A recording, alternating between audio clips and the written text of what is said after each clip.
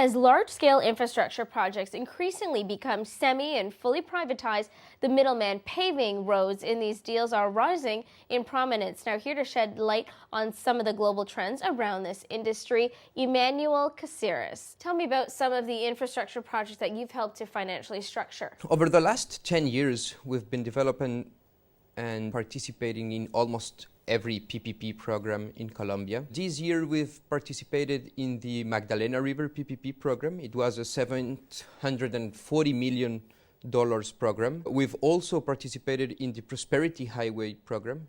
It was a huge program of $7.2 billion that we had to split in 9 sub-projects in order to be able to get it to the market. We've successfully awarded 5 of those projects for $4.7 billion this year, and hopefully next year we'll be able to get into the market the remaining 4 projects to complete this huge program. So do you think that infrastructure projects are best dealt with through the private structuring deals that a company like yours affords? These infrastructure projects are mainly a risk distribution contract. So we need, as a financial advisor, to really be able to measure and to evaluate these risks that the grantor will be giving and the sponsor assuming, so that the contract and the financial structure will be able to remunerate and to pay this private player for his involvement in these kind of projects. Now, you are dealing with deals in the hundreds of millions of US dollars. Tell me about some of the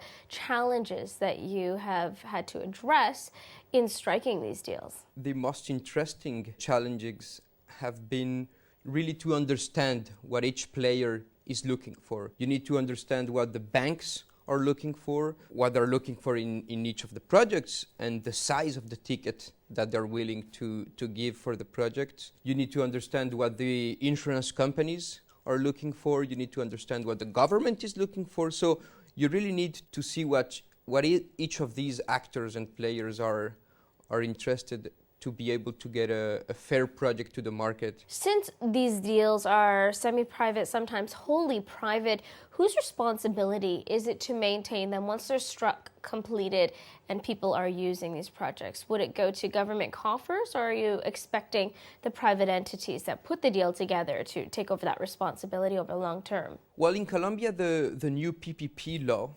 says that we can't pay for the infrastructure. In every of these projects, we need to be able to structure a service that will be provided.